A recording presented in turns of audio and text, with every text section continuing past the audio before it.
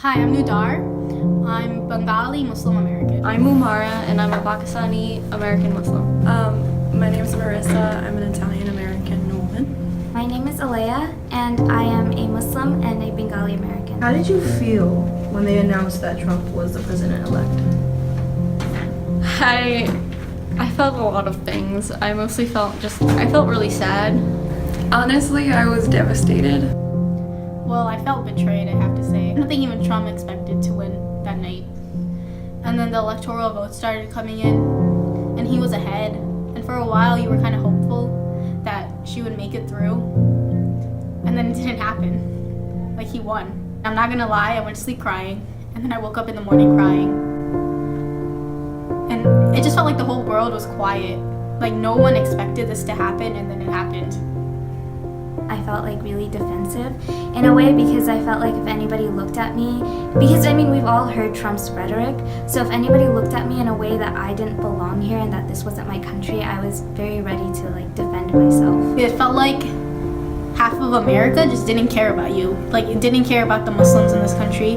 They didn't care about the Hispanics in this country. They didn't care about the LGBTQ. They didn't care about so much of their citizens.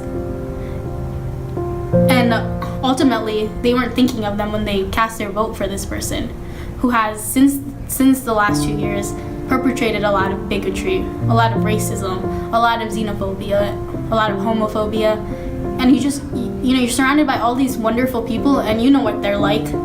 Like, they just needed that it's okay to be racist, it's okay to be xenophobic, it's okay to be all these things. And you just knew that's what was coming when he won. Trump supporters were at that point validated, so they would not be afraid to speak their mind on campus now. So they wouldn't hold back, which means that I couldn't hold back when I was protecting myself and my right to be in this country. I went to sleep before they even announced it because I was like, okay, like this is a bad dream. I'm gonna wake up and Hillary will be president. My heart dropped and I started crying because I was really scared and I was sad and I was like scared of what was gonna happen. It's just completely in shock.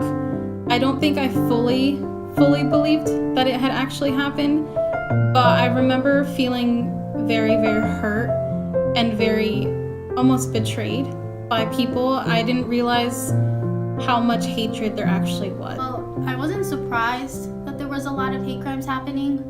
I was surprised at how fast it happened because within 24 hours, I had some of the people I care about most in the world telling me about things that have happened to them.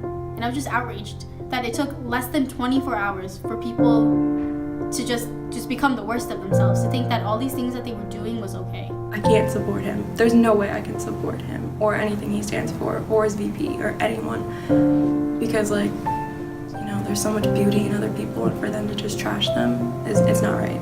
I know that a lot of people voted for Trump because of economy, because of jobs, because they didn't want someone who was attached to the establishment and things like that. I know that, but there's also the point that, he was very openly racist and he was very openly Islamophobic, he was very openly anti-immigrant, he was very openly anti-Latino, right? So he was quite racist in many different ways. So since they voted for him, it may be that they didn't feel the same way, but it was also that they could overlook such disgusting vitriol in order to, get this man into the White House.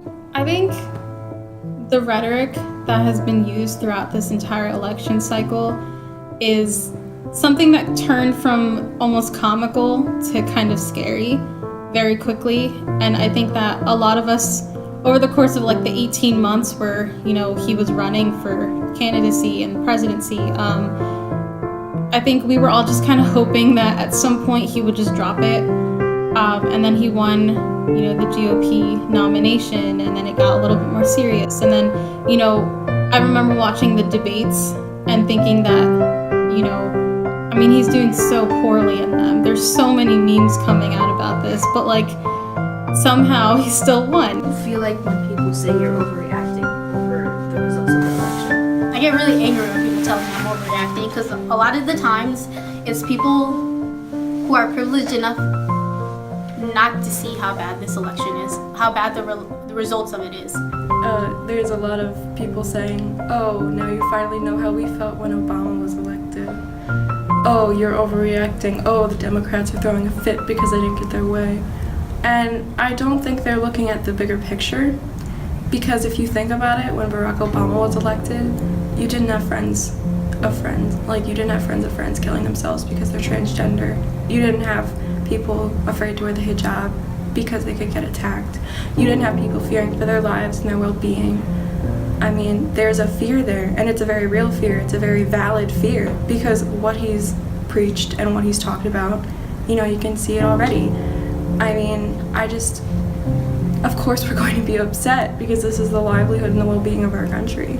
I think it's really important for minority groups to be there for each other, right? So the example that I think about when I say this is when Palestinians reached out to the Ferguson protesters and started giving them tips on how to deal with tear gas and rubber bullets and stuff. That's the kind of solidarity that we need. So whatever is happening with the Native Americans right now at the Dakota Access Pipeline, that's not a Native American issue, that's a human rights issue, and it's our issue. So we should be over there, we should be fighting, we should be, creating, we should be there because they're our allies. I think the most important thing to do, especially now, is to educate yourself on the struggles of other races, of other minority groups, of other groups that have lacked a lot of their rights since the beginning of this country. Moving forward, now that he has been elected, now that he's about to be inaugurated, I think it's very, very important for all of us to come together and fight,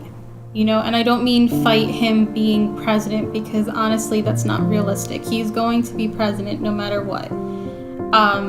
I think it's just important to make sure that he's always aware that there's people in this country that don't agree with what he's, raised his platform on.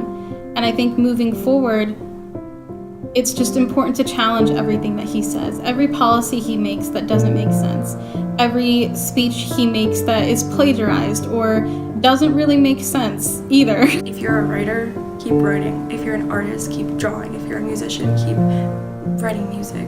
If you have friends, I hope everyone has friends, but reach out, talk to people, join together, because our voices are going to be heard a lot louder if we all join together and unite them. But I also think that the arts and hobbies and stuff that we have are really powerful. So if you have something that you do to make your voice heard,